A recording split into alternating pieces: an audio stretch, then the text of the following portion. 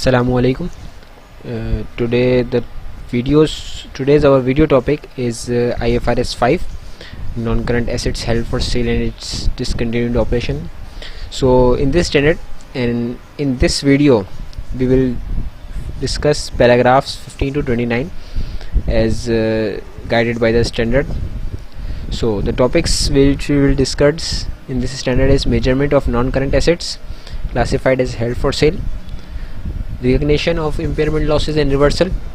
और फिर changes to a plan of sale और to a plan of distribution to owners. अच्छा, तो स्टार्टिंग विद पैराग्राफ 15. तो इसमें स्टैंडर्ड ने कुछ इस तरीके से कहा कि भाई एक एंटिटी अपने नॉन करंट एसेट के डिस्पोजल ग्रुप को क्लासिफाई करेगी एज हेल्ड फॉर सेल किस अमाउंट पे, लोअर ऑफ कैरिंग अमाउंट या fair value less cost to sell पे. यानी कि जो भाई एसेट जो डिस्पोजल ग्रुप को उसने क्लासिफाई कर दिया कि भाई वो क्राइटेरिया मीट कर दिया group of held for sale का, तो उसको हम जब जैसे हम IAS 36 में रिकवरेबल अमाउंट निकालते इसी तरीके से इसने यहाँ पे बताया हुआ कि भाई हमें लोअर ऑफ कैरिंग अमाउंट और fair value less cost to sell पे इसको कैरी करना है अपनी बैलेंस शीट पे. ठीक है. फिर ये कहता है कि भाई जो asset disposal group held for sale नहीं, held for distribution to owners हैं, उनका भी सेम यही ट्रीटमेंट है, उनको भी इसी तरीके से इसी अमाउंट पे हमें कैरी करना है.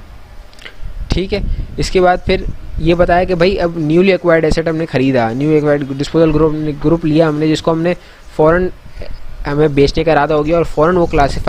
क्राइटेरिया मीट कर दिया classification of held for sale का, तो उसकी जो वो मेजर किया जाएगा अपनी इनिशियल रिकग्निशन पे, जो कि होगी लोअर कैरिंग अमाउंट मतलब यानी जो कॉस्ट उसकी आने की हुई वो उस पर मेजर किया जाएगा उस पर, और fair value less cost to sell पे कंपेयर किया जाएगा कि भाई इसमें से लोअर कौन सा है. सेम जैसे ऊपर है उसी तरीके से नीचे है, बस इसमें सिर्फ ये है कि ऊपर वाली में कैरिंग अमाउंट इस तरीके की होती है कि भाई डेप्रिसिएशन भी लेस होता है. न्यूली एक्वायर्ड एसेट है तो उसका मतलब ये होगा कि ज़्यादा कॉस्ट होगी और एक्सपेंसेस होंगे, उस पर ज़्यादा डेप्रिसिएशन चार्ज हुआ हुआ नहीं होगा. अच्छा ठीक है. अगर हम आगे देखें तो भाई स्टैंडर्ड इस तरीके से कहता है कि भाई अगर सेल एक्सपेक्टेड है कि भाई वो 1 साल से ऊपर क्रॉस कर सकती है, तो एंटिटी उसको उसकी जो चीज़ें हैं कॉस्ट टू सेल है वो उसको अपने प्रेजेंट वैल्यू पे मेजर करेगी. तो जो भी मेजर प्रेजेंट वैल्यू आएगी हमारी उसके बाद जो हमारी ट्रीटमेंट होगी 1 साल के बाद की, तो उसमें हम लोग अपनी जो भी इंटरेस्ट एक्सपेंस आएगा, जो भी हमारा फाइनेंसिंग की कॉस्ट आएगी, वो हम प्रॉफिट एंड लॉस में चार्ज करेंगे पैसेज ऑफ टाइम के साथ साथ. ठीक. फिर ये कि पैराग्राफ 18 to 22 में स्टैंडर्ड ने क्या कहा कि भाई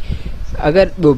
before initial classification of held for cell, यानी कि हेल्ड फॉर सेल में डालने से पहले हमने क्रेडिट उसको हेल्ड फॉर सेल को डेबिट करने से पहले हम लोग सबसे पहले क्या करेंगे भाई, हम सबसे पहले इनिशियल क्लासिफिकेशन कर देंगे एसेट की. और किस तरीके से इनिशियल क्लासिफिकेशन करेंगे कि भाई जो भी जैसे आखिर में लिखा हुआ है एसेट और लायबिलिटीज़ की इनिशियल क्लासिफिकेशन करने के लिखा हुआ है, shall be measured in accordance with applicable IFRS. यानी सबसे पहले तो भाई जो IFRS के हिसाब से उनके एप्लीकेबल IFRS के हिसाब से उनको मेजर करेंगे. जैसे कि प्रॉपर्टी प्लांट इक्विपमेंट है तो उसको IAS 16 के हिसाब से मेजर करेंगे, इंटेंजिबल है तो इंटेंजिबल के हिसाब से मेजर करेंगे हम लोग, हमारा और कोई फाइनेंशियल इंस्ट्रूमेंट है तो IFRS 9 के हिसाब से मेजर किया जाएगा उसको. तो इस तरीके से वही डिफाइंड बेनिफिट एसेट है तो IAS 19 के हिसाब से मेजर करेंगे. तो इस तरीके से पहले भाई उनकी जो आखिरी अमाउंट जो उस स्टैंडर्ड के उनके अपने स्टैंडर्ड के मुताबिक हो सकती है, उनको पहले हम उस स्टैंडर्ड पे आके उस कैरिंग अमाउंट पे लाके खड़ा कर देंगे कि भाई ये इस स्टैंडर्ड की है. ठीक है. उसके बाद फिर कुछ इस तरीके से होगा कि भाई एंटिटी रिकग्नाइज करेगी इम्पेयरमेंट लॉस, इनिशियल और subsequent write down of asset का, और to fair value less cost to sell तक का. यानी कि जो कैरिंग अमाउंट है उसको हम fair value less cost to sell तक लेके आएंगे, जो भी इम्पेयरमेंट लॉस होगा वो रिकग्नाइज किया जाएगा. ठीक है.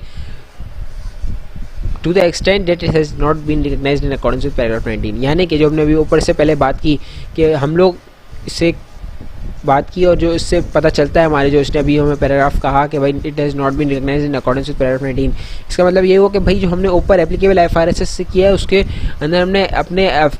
स्टैंडर्ड के हिसाब से, जैसे IAS 16 है तो IAS 16 के हिसाब से कैरिंग अमाउंट पे ले आए. उसके बाद उसने जो इम्पेयरमेंट अगर टेस्टिंग का कोई मसला है तो उसको पहले इम्पेयर टेस्टिंग की जाएगी, यानी IAS 36 उस पर अप्लाई होगा. सबसे पहले हम उसकी रिकवरेबल अमाउंट निकालेंगे अपने IAS 36 के हिसाब से, उसको IAS 36 जैसे कहता है उस तरीके से मेजर करके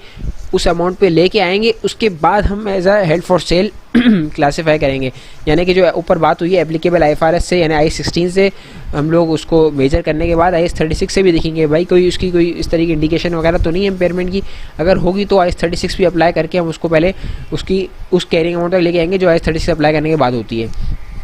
इसके बाद जो इसने कहा है स्टैंडर्ड ने कि एंटिटी शैल रिकॉग्नाइज इम्पेयरमेंट लॉस, तो ये वाला जो लॉस है जैसे जो मैंने पढ़ा वो लॉस है जब हम लोग हेल्ड फॉर सेल में डालने के बाद उसको हम लोग मेजर करेंगे कि भाई हमारी जो हेल्ड फॉर सेल की जो हमारी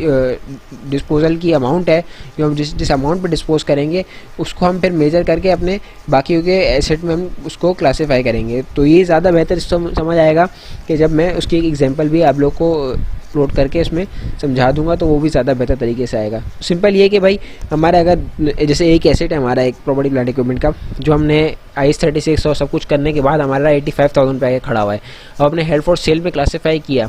तो ये तो सिंपल सी वही है 85,000 पे आगे खड़ा रहेगा। लेकिन अगर कोई ग्रुप है तो ग्रुप की जैसे हर एक एसेट अलग अलग उस पर आके रुकता है, जैसे पूरा एसेट का कंबाइन जो बैलेंस आ रहा है वो 9 लाख आ रहा है,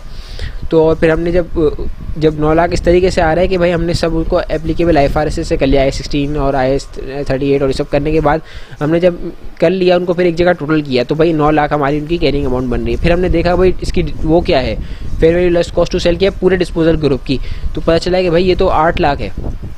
जो 8 लाख है वो फिर उस पर इम्पेयरमेंट लॉस रिकॉग्नाइज होगा। वो इम्पेयरमेंट के लॉस किस तरीके से रिकॉग्नाइज होगा वो हम अभी आगे देखते हैं, उसने स्टैंडर्ड में कुछ कहा है उसने उस वक्त देखेंगे। अच्छा, फिर ये कहा कि भाई एंटिटी शैल रिकॉग्नाइज ए गेन, यानी गेन कैसा कि जो इम्पेयरमेंट का रिवर्सल होगा, तो जो भी रिवर्सल होगा वो हम रिकॉग्नाइज करेंगे, लेकिन पूरा का पूरा हम रिवर्सल नहीं कर सकते इम्पेयरमेंट का। इम्पेयरमेंट उस वक्त तक रिवर्स होगी सिर्फ जहाँ तक वो पहले रिकॉर्ड हो चुकी है, या तो इस IFRS में या IAS 36 में हिसाब से। सही, जैसे कि अगर हम डिस्पोजल ग्रुप में मैंने जैसे बात की अभी 9 लाख की उसकी, तो हमने 9 लाख पे अगर हम जैसे हमारा वो सारे एसेट आ गए 9 लाख पे हमारे, तो हमने 9 लाख पे उस वक्त आया जब वो हम लोग उसको टोटल उसकी अमाउंट 930 थी एक तरीके, लेकिन हम लोग ने जब उसको अपने अपने IFRS से मेजर किया और उसके बाद पे लेके आए तो हम 9 लाख पे आए। उसके बाद फिर हमने जब fair value less cost to sell निकाली तो पता चला कि भाई हमारी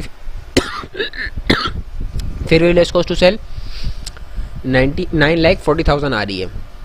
तो हम पूरा का पूरा गेन रिकॉर्ड नहीं करेंगे, हम सिर्फ 30,000 का गेन रिकॉर्ड करेंगे, क्योंकि भाई हमारी पहले कैरिंग अमाउंट जो थी वो 930 की थी, 9,30,000 की थी। तो हमारा पूरा रिवर्सल नहीं होगा, सिर्फ जितना हम लोग मेजर कर चुके हैं in according with this IFRS और अकॉर्डिंग विद IAS 36, तो सिर्फ उसमें हम लोग सिर्फ उतना ही हम रिवर्स कर सकते हैं। इसकी एग्जाम्पल होगी तो और ज़्यादा बेहतर तरीके से समझ आ जाएगा जब सामने होगा वो तब। इसके बाद पैरा 23 से 25 में क्या कहता है स्टैंडर्ड कि भाई इम्पेयरमेंट लॉस सब्सिक्वेंट गेन किस तरीके से रिकॉर्ड होगा, इसने इसमें यहाँ बता दिया कि भाई इम्पेयरमेंट लॉस या सब्सिक्वेंट गेन जो कि रिकग्नाइज किया गया है डिस्पोजल ग्रुप पे, और वो इंक्रीज या डिक्रीज करेगा हमारी कैरिंग अमाउंट को, तो वो किस तरीके से करेगा, तो ये लिखा हुआ है with in the scope of measurement requirements of this IFRS। और फिर एलोकेशन क्या होगी, इसमें एलोकेशन बताई हुई है, सेट आउट इन पैराग्राफ 104 का A और B और 122 ऑफ IAS 36, यानी 2 पैराग्राफ रेफर किए हैं IAS 36 के। तो अगर हम पहले देख लें 104 में क्या कहा है,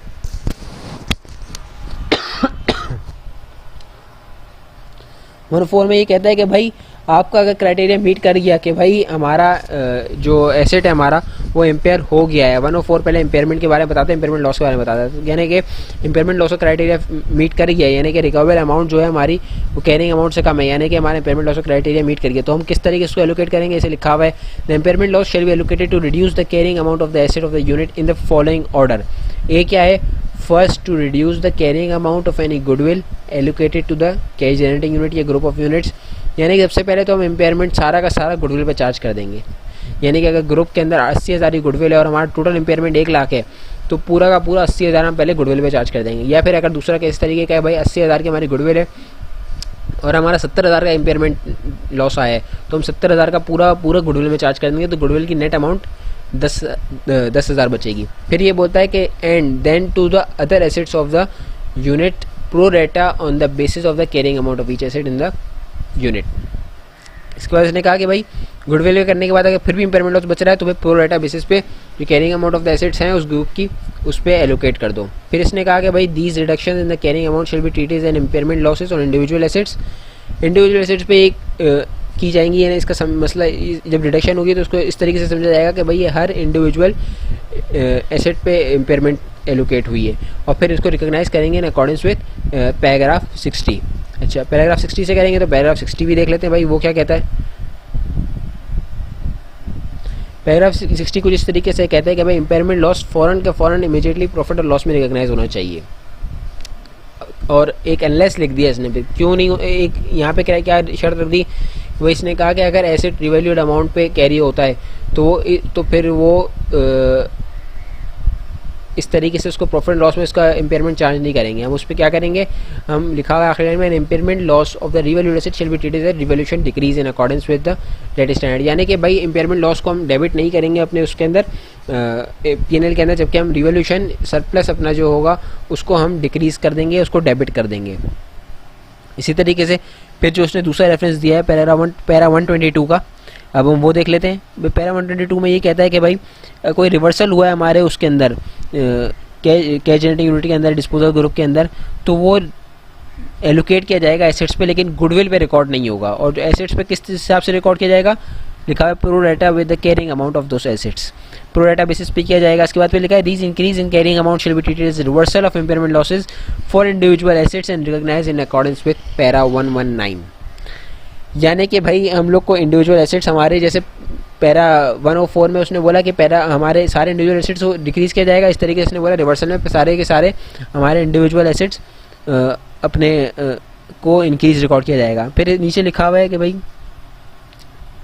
फिर हम 119 पे देख लें भाई कि 119 में क्या लिखा हुआ है। 119 में भी सेम बात लिखी हुई है जैसे हमने पैरा 60 में लिखी, बस एक फ़र्क ये है कि भाई इंक्रीज डिक्रीज का फ़र्क है। Reversal of individual impairment loss का हम लोग रिकॉग्नाइज करें, अदर देन गुडविल हम रिकॉग्नाइज करेंगे इमीडिएटली प्रॉफिट एंड लॉस के अंदर। और सेम केस है यहाँ पे उसी अंदर रिवैल्यूड अमाउंट की एक एक्सेप्शन है, यानी रिवैल्यूड स्टैंडर्ड के हिसाब से अगर चल रहा है, जैसे I16 है, अगर एसेट उसमें कैरी हो रहा है I16 के रिवैल्यूड अमाउंट के क्राइटेरिया में, तो फिर जो रिवर्सल होगा इम्पेयरमेंट लॉस का वो उसको रिवैल्यूएशन इंक्रीज के तौर पर हम ट्रीट करेंगे इन अकॉर्डेंस विद रेड IFRS। ठीक है, इसके बाद फिर अगर हम देखें यहाँ पे स्टैंडर्ड के हमारे रेफरेंस तो पूरे हुए कि भाई जो स्टैंडर्ड कहना चाहता था वो हमने इस तरीके से उसको उस टाइम पे एप्लीकेबल करना है, यानी कि जो हमने इम्पेयरमेंट लॉस से गेन आया वो हमने इन स्टैंडर्ड जो भी हमने पढ़े उसके मुताबिक हमने उसको एलोकेट करना है। फिर इस स्टैंडर्ड ने क्या कहा कि भाई गेन और लॉस जो कि प्रीवियसली रिकॉग्नाइज नहीं किया गया होगा डेट ऑफ सेल पे नॉन करंट एसेट के, वो रिकॉग्नाइज किया जाएगा एट द डेट ऑफ डिरेकग्निशन। यानी कि भाई हमारा गेन और लॉस हमने कोई अगर नॉन करंट एसेट का हमने रिकॉग्नाइज नहीं किया था तो हम लोग उसको रिकॉग्नाइज करेंगे कब, जब हम डी रिकॉग्नाइज करेंगे, हम इसको डिस्पोज करेंगे, सेल करेंगे। तो क्या लिखा हुआ है, requirements related to derecognition are set out in, किस कहाँ पे पता चली गई डी रिकॉग्निशन की requirement, in para 67 to 72 of IAS 16 और पैरा 112 to 117 ऑफ IAS 38। और पैरा 67-72 का मैं रेफरेंस यहाँ पे सोच नहीं दूंगा क्योंकि यहाँ पे ऑलरेडी वीडियो उसके अंदर अपलोड हुई हुई है, तो आप लोग वहाँ पे जाके देख सकते हैं। और 112-117 भी तकरीबन पैरा 67-72 के सिमिलर ही है। फिर यहाँ पे फिर आके कह दिया कि भाई अगर वो क्राइटेरिया मीट कर जाता है हमारा classification of as held for sale का, तो डेप्रिसिएशन और अमोर्टाइजेशन सीज हो जाएगी, कोई डेप्रिसिएशन अमोर्टाइजेशन चार्ज नहीं होगी, मगर इंटरेस्ट और अदर एक्सपेंसेस जो कि लायबिलिटी से रिलेटेड हैं और उस डिस्पोजल ग्रुप की जो कि क्लासीफाई किया गया एज हेल्ड फॉर सेल पे, लेकिन वो कंटिन्यूसली अपने PNL में रिकॉग्नाइज होते रहेंगे अपने तरीके से। फिर पैरा 26 से 27 यहाँ पे भाई ये बताया कि भाई अगर हमारा जो क्लासिफाइड हुए हैं हम लोग एज हेल्ड फॉर सेल में, यहाँ पे अगर सीज हो जाए, यानी कि हमारा जो 1 साल की रिक्वायरमेंट थी वो पूरी नहीं हो और हमारा जो हमने हाईली प्रोबेबल जो हमने रखा हुआ था, सोचा हुआ था अपने इंटेंशंस को बेचने के लिए, वो उसमें कुछ प्लान आ जाए, मैनेजमेंट के चेंजेस, मैनेजमेंट के प्लान में चेंजेस आ जाएँ कि मैं अब नहीं बेचना, तो फिर पैराग्राफ 26 अप्लाई होगा। जब पैराग्राफ 26 में क्या कहता है कि भाई अगर जो कि एसेट है डिस्पोजल ग्रुप है वो नहीं मीट करता, तो फिर एंटिटी उस एसेट को उस डिस्पोजल ग्रुप को as held for sale classify नहीं करेगी, हेल्ड फॉर डिस्ट्रीब्यूशन क्लासीफाई नहीं करेगी। वो क्या करेगी वो बताया हुआ है पैराग्राफ 27 से 29 के अंदर स्टैंडर्ड के, लेकिन एक एक्सपेक्शन दी है पैराग्राफ 26A की। लेकिन अभी हम पैराग्राफ 26A नहीं देखेंगे, पैराग्राफ 26A बाद में देखेंगे। पहले हम देख लेते हैं कि भाई हमने करना क्या है अगर हमारा सीज हो जाता है हेल्ड फॉर सेल को क्लासीफाई करने में। तो सबसे पहले तो अब ये करेंगे कि भाई entity shall measure a non-current asset that is to be classified as held for sale or distributed to owners at the lower of, दो चीज़ें हैं। अब पहले एक चीज़ देखते हैं फिर दूसरी चीज़ देखेंगे, फिर दोनों का अमाउंट निकाल के जो भी लोअर अमाउंट आएगी उस पर हम उस एसेट को क्लासीफाई करेंगे। सबसे पहले क्या है भाई, carrying amount before the asset was classified as, पहले हम तो वो निकालेंगे भाई ये कैरिंग अमाउंट क्या थी जब हम इसको क्लासीफाई हेल्ड फॉर सेल करें तब की कैरिंग अमाउंट क्या थी।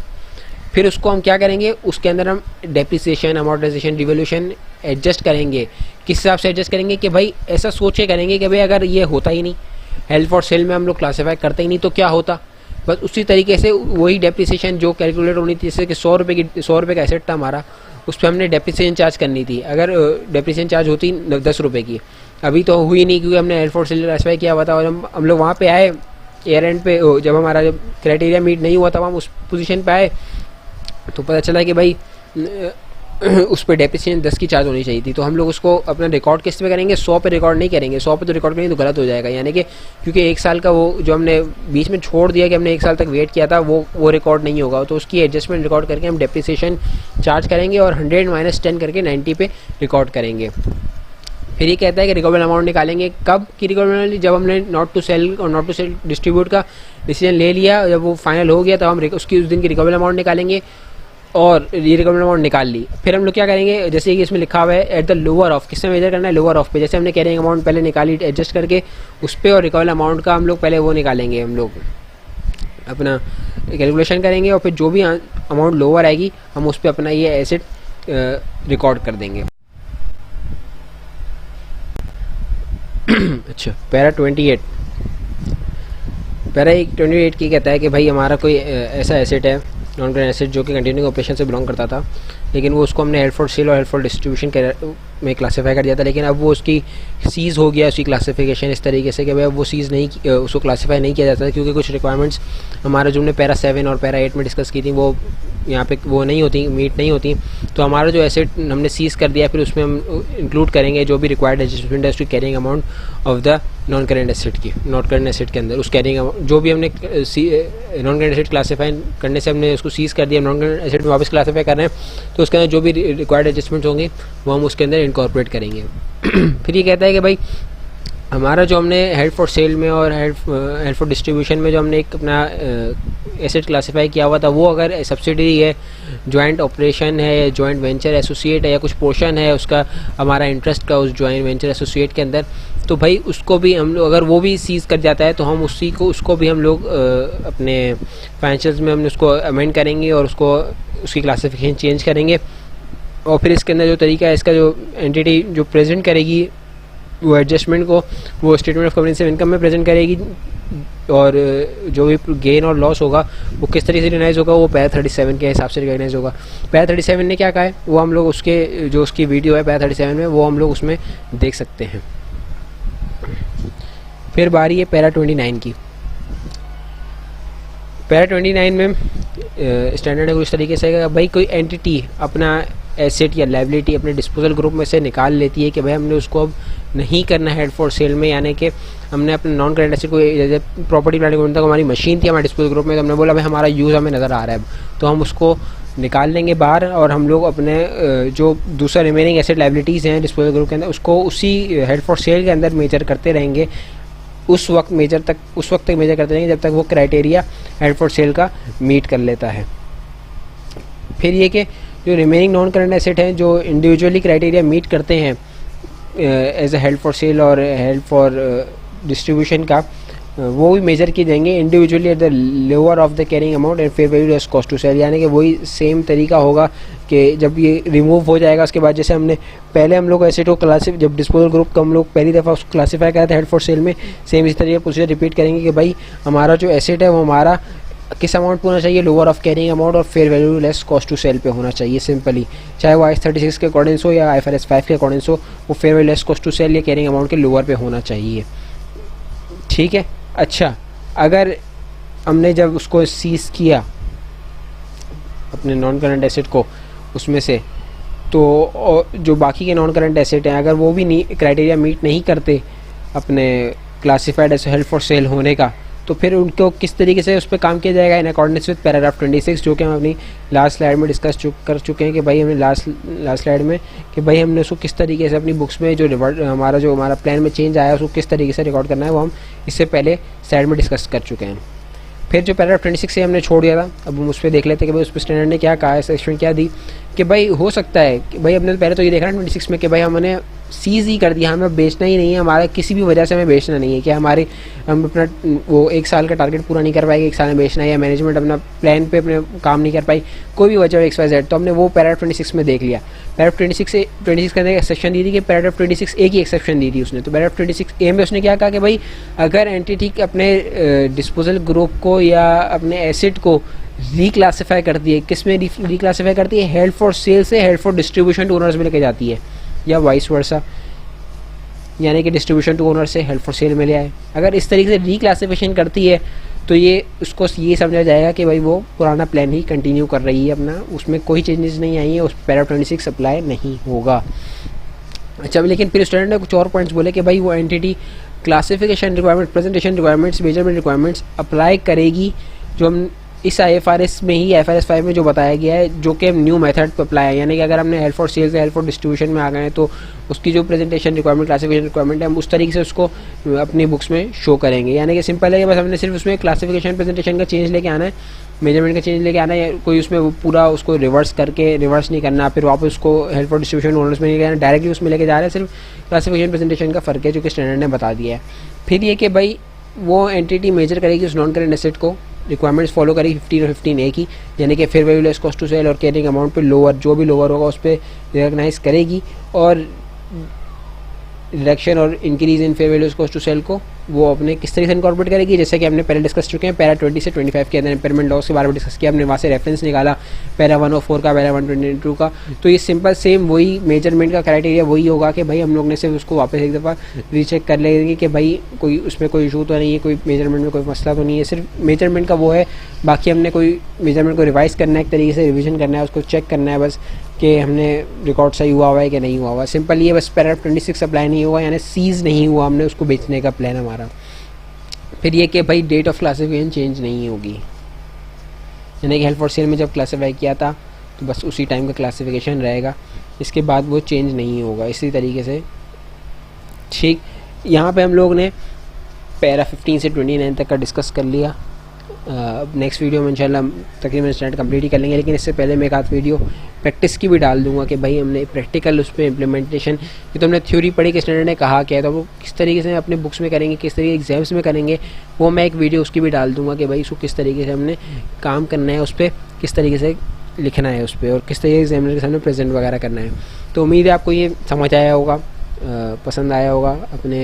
जो आपने लेक्चर सुनने के बाद आपके अगर दिमाग में कोई क्यूरीज हुई हो या कोई कॉन्सेप्ट क्लियर ना हुआ हो तो वो आपको क्लियर हो गया होगा और आपकी क्यूरी सॉल्व हो गई होगी। तो इस वीडियो को लाइक और शेयर करना मत भूलिएगा, और चैनल को ज़रूर सब्सक्राइब करें और अपने फ्रेंड्स में ज़रूर शेयर करें।